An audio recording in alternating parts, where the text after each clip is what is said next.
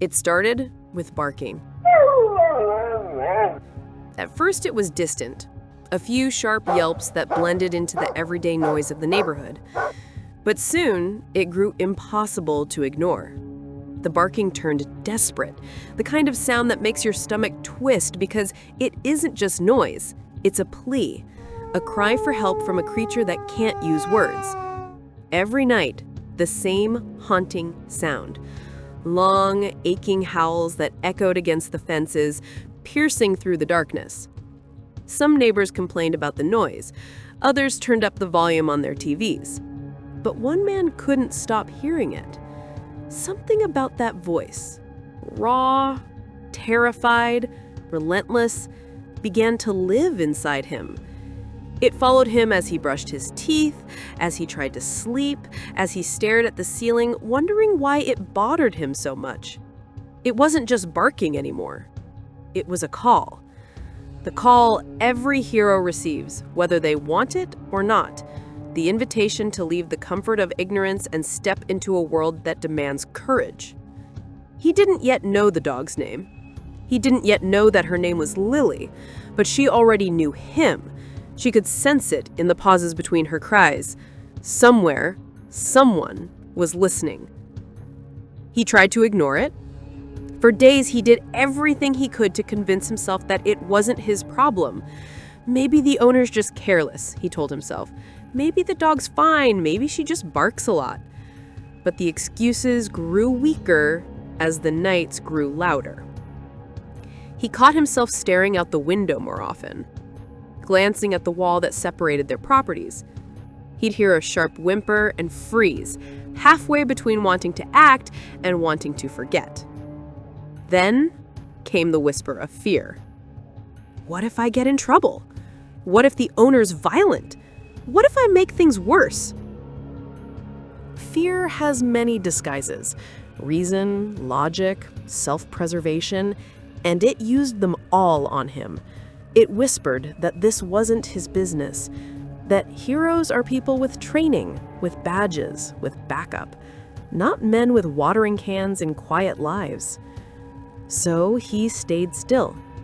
And yet, in his stillness, something was changing. The more he refused to act, the heavier the guilt became. The barking no longer came from the neighbor's yard, it echoed inside his head. He was beginning to realize that silence, too, is a choice. Then, one night, as he lay awake listening once again to the cries next door, something stirred inside him. It wasn't anger, it wasn't pity, it was remembrance. He remembered the golden retriever he had as a boy, the one who used to wait by the gate every day after school. He remembered the warmth of her fur, the unconditional love in her eyes. He remembered the day she died, and how helpless he felt watching her go. And in that moment, his mentor revealed itself. Not a wise old man or a talking spirit, but his own conscience. It spoke softly, almost gently. If not you, then who? That was all it took, a single question. He realized that waiting for someone else to act was the same as doing nothing, and doing nothing was a kind of cruelty in itself. Compassion wasn't supposed to be comfortable. It was supposed to cost something. He sat up, wide awake, feeling a clarity he hadn't felt in years. He didn't know how he was going to help Lily. He didn't have a plan or even the right words, but he knew this. He couldn't unhear her pain. The voice of conscience doesn't always shout. Sometimes it whispers. And when you finally decide to listen, it changes everything. The next morning, he made his choice. With trembling hands, he slipped on a pair of gloves and walked toward the wall that separated him from Lily's world. Each step felt heavier than the last. He could still turn back. He could still pretend he hadn't seen, hadn't heard, but deep down, he knew there was no going back to ignorance. he climbed the wall. The rough concrete scraped his palms. The top was narrow, unstable, the kind of surface that makes your heart race because it knows you're about to do something irreversible. And then, with one deep breath, he dropped into the other side. It was quiet there. Too quiet. The smell hit him first, a sour mix of dirt, old food, and decay. The yard was littered with bottles, trash, and a rusted chain tangled in the corner. And there, lying in the shade of a small shed, was Lily. She was barely more than skin and bone. Her fur was matted, her eyes sunken, but when she saw him, when she realized that someone had come, her tail moved just slightly, a faint, trembling wag. That was all it took. The wall he had climbed wasn't just physical, it was moral, emotional, spiritual. In that moment, he crossed from being a bystander to being a participant, from being a witness to being a rescuer. He knelt beside her, careful not to startle her, and whispered, "It's okay now, I'm here." She didn't understand the words, but she understood the tone. The first voice in a long time that wasn't shouting or cruel. She pressed her head weakly against his hand. It was done. The threshold had been crossed. There was no turning back. The moment he touched the ground on the other side of that wall, his world changed forever. But rescue isn't just one act. It's a series of tests, each harder than the last. The physical test came first. He had to find a way to reach Lily without being caught. The yard was cluttered with junk, empty beer cans, and the heavy silence of a house where cruelty lived. He moved carefully, every step measured. One wrong noise and the owner could wake up. One wrong move and the mission would end before it began. Then came the emotional test, the sight of her. No photograph, no story could prepare him for the reality before his eyes. Her ribs were visible beneath her thin, dull fur. She trembled with fear, unsure if this new presence was another threat or her salvation. Seeing her that way nearly broke him. For a moment, he wanted to run, not from danger, but from despair. Yet, he stayed. Because true courage often begins right where hope seems impossible. And then, the hardest of all, the moral test. To confront the monster behind the suffering, the man who had reduced a living being to this state. A drunk, violent figure who didn't see Lily as life, but as property. The hero had never been in a fight before, never raised his voice in anger. But standing there, between cruelty and innocence, he felt something awaken, a quiet, unshakable resolve. He wasn't alone, though he didn't know it yet. Lily herself became his first ally.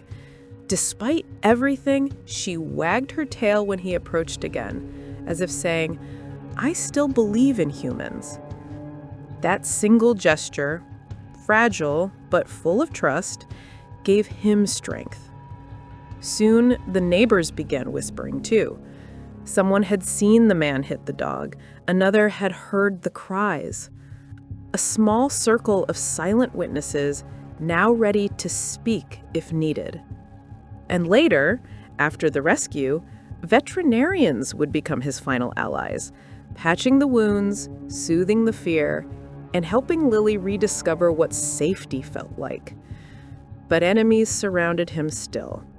The abusive owner, the indifferent system, his own doubt. The three-headed beast that every hero must face: cruelty, bureaucracy, and fear. Every story reaches a point where the hero must enter the darkness, not metaphorically, but literally. For him, that moment came one cold evening when he decided to confront the owner. He had rehearsed what to say a dozen times. He told himself he'd be calm, rational, persuasive. But as he stood before that door, the door that hid years of neglect, his hands trembled. The man who opened it smelled of alcohol and resentment.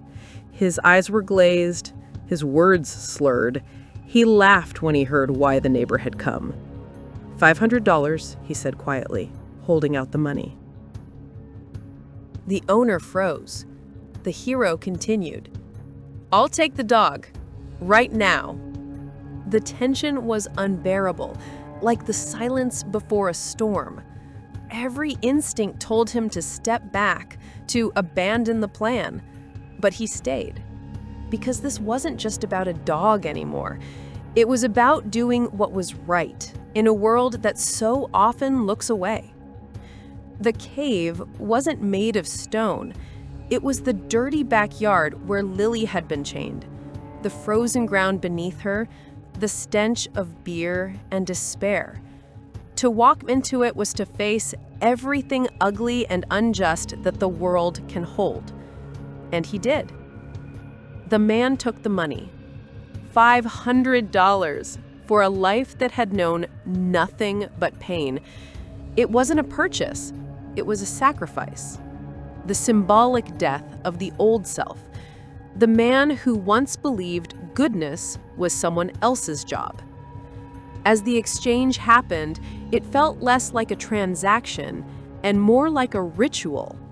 One soul paying the price to set another free. But the ordeal wasn't over. Would the owner change his mind? Would Lily survive the night? There were 1,000 ways this could still go wrong.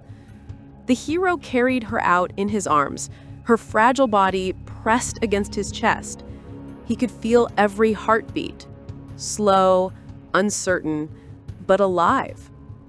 When he stepped out of that gate, it wasn't just Lily who had been rescued. It was a part of him too, the part that had been asleep, numbed by routine, indifferent to pain. This was his rebirth through fire. That night, Lily slept on a soft blanket for the first time in her life. At first, she didn't understand what warmth meant. She kept her head low, her body stiff, afraid that any movement would bring punishment. But the man, no, the hero, sat beside her, whispering softly, letting her know she was safe. And when her tail wagged again, stronger this time, he felt something inside him break open. This was his reward. Not glory, not recognition, but the quiet triumph of knowing he had changed a life. The sword he seized was invisible, the knowledge that compassion could be stronger than fear, that one act of courage could cut through years of cruelty. He had paid $500, but what he received was priceless. The realization that heroism isn't measured by power, but by presence. The journey home wasn't simple. Freedom is only the beginning. Healing is the true battle. Lily was weak, sick, and scared of everything. Doors, voices, sudden movements. She flinched at kindness because she had never known it. He took her to the vet the very next morning. Needles, medicine, baths, all the things she feared now became her salvation. He stayed beside her through every visit, through every trembling step toward recovery. And in those days, he too was changing.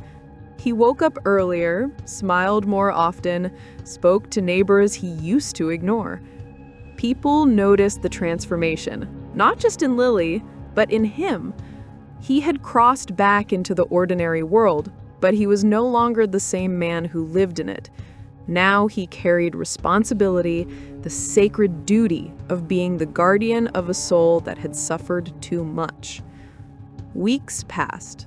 Lily's fur began to shine again.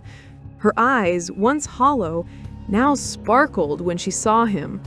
She ran, actually ran, across the yard that had once been her prison. And every time she looked back at him, tail wagging wildly, he saw a miracle. This was the resurrection, the final transformation. Lily had been reborn physically, but the true resurrection was his. The fearful man who hesitated behind the wall was gone. In his place stood someone who understood that courage isn't the absence of fear, but the decision to act despite it. He had faced darkness and brought back light. And though the world outside continued as always, people walking dogs, mowing lawns, pretending not to hear the cries next door, he now knew the truth. You don't need permission to be a hero. All it takes is the courage to say, "Not this time."